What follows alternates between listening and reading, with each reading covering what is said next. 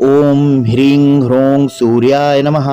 ओम ऐं क्लीं सोमाय नमः। ओम हूं श्रीं भौमाय नमः। ओम ऐं श्रीं श्रीं बुद्ध्याय नमः। ओम ह्रीं क्लीं हूं बृहस्पते नमः। ओम ह्रीं श्रीं शुक्रे नमः। ओम ऐं ह्रीं श्रीं शनिश्चराय नमः। ओम ऐं ह्रीं राहवे नमः। ओम ह्रीं ऐं केतवे नमः। ये सनातन धर्म के अलग अलग ग्रहों के बीज मंत्र हैं। नमस्कार दोस्तों, मैं आपका रंजीत चटर्जी आज प्लैनेट्स इन वेद के थर्ड पार्ट के साथ आया हूँ। हमारे मॉडर्न साइंस में हमने ये पढ़ा है कि हमारे सोलर सिस्टम यानी सौर मंडल में 9 प्लैनेट्स हैं और इसका सेंटर सन यानी सूर्य है। 9 प्लैनेट्स है Mercury, Mars, Earth, Venus, Jupiter, Saturn, Uranus, Neptune and Pluto, जिसमें से अभी प्लूटो को प्लैनेट्स के कैटेगरी से हटा दिया गया है। अब इनके बारे में हम लोगों को बताने वाले कई सारे महान वैज्ञानिकों का योगदान रहा है, जैसे Johns Kepler, Isaac Newton, Nicolaus Copernicus या गैलीलियो। मॉडर्न टेलीस्कोप के द्वारा पहले यूरेनस को 1789 को देखा गया था विलियम हर्शचेल के द्वारा, क्योंकि इससे पहले Mercury, Venus, Mars, Jupiter and Saturn easily visible थे।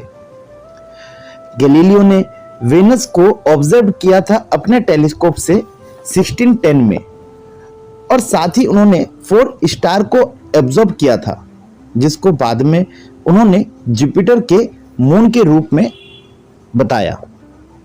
1543 में निकोलस कोपरनिकस ने बताया था कि अर्थ के साथ साथ बाकी प्लैनेट्स भी सन के चारों तरफ रोटेट करते हैं।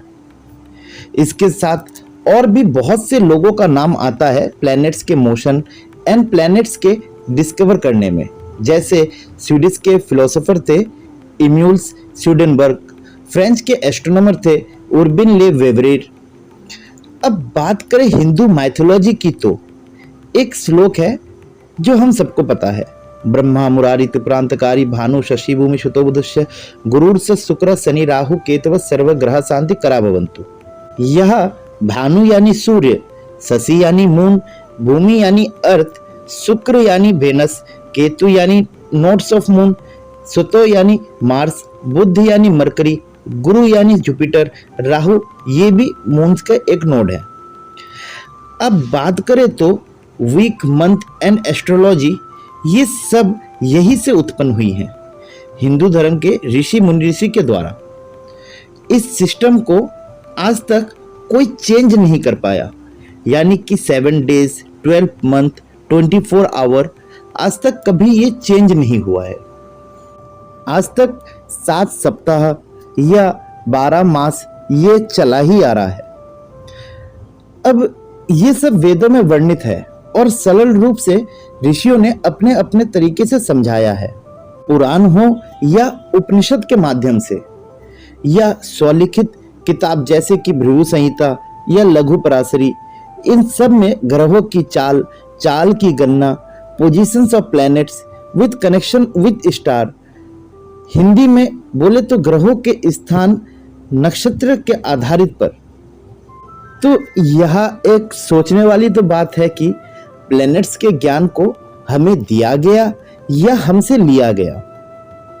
अब 7 डेज इन अ वीक होता है, एक सप्ताह में 7 दिन होते हैं, और ये 7 दिन जैसे कि संडे डिनोट्स करता है सन को, मंडे डिनोट्स करता है मून को यानी चंद्रमा को, ट्यूसडे डिनोट्स करता है मार्स को यानी मंगल को, वैसे ही वेडनेसडे यह डिनोट्स करता है मरकरी को, थर्सडे ये डिनोट्स करता है जुपिटर को, फ्राइडे ये डिनोट्स करता है वेनस को, और सैटरडे ये डिनोट्स करता है सैटर्न को यानी शनि को।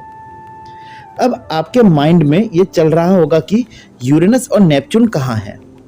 आप सभी के घर में आपकी कुंडली होगी, आप उन्हें निकाल कर देखिए। ग्रहों की गणना में कुंडली में किसी न किसी घर में आपको ये दोनों नाम भी मिल जाएंगे, पर इसे हमारे पृथ्वी से बहुत दूर होने के कारण इन ग्रहों का कोई प्रभाव हमारे चरित्र पे या हमारी पृथ्वी पर नहीं पड़ता है, यानी इनका अट्रैक्शन फोर्स हमारे ऊपर या हमारे अर्थ के ऊपर नहीं पड़ता है, इसीलिए इसको गिना नहीं जाता। और यही कारण है कि ये हमारे 7 डेज के अंदर भी नहीं आते। अब यहाँ पे एक सवाल है कि जब हमारे धर्म के विज्ञान को झुटलाया जाता है या जो इनको मिथ्या या मिथिकल्स या अंधविश्वास कहते हैं, वह आज तक 7 डेज को 9 डेज में कन्वर्ट क्यों नहीं कर पाए? जरा सोचिए। आप सोच रहे होंगे कि राहु और केतु के बारे में, तो इन्हें छाया ग्रह कहा जाता है, और अगर हम साइंटिफिक लैंग्वेज में जाए तो ये चंद्रमा के 2 अलग अलग एक्सिस के पार्ट के रूप में डिनोट्स किया जाता है, इसलिए इसे मार्स और सैटर्न के डेज के साथ जोड़ा जाता है, जिसको मैं आपको बाद में बताऊंगा। 7 डेज का ऑर्डर भी हमारे ग्रंथों में ही बताया गया है कि 7 दिन किस ऑर्डर में बने हैं, और ये ऑर्डर एक दिन में 24 होरा यानी कि 24 आवर्स के बेस पर बना है, जो कि मैं आपको नेक्स्ट पार्ट में बताऊंगा।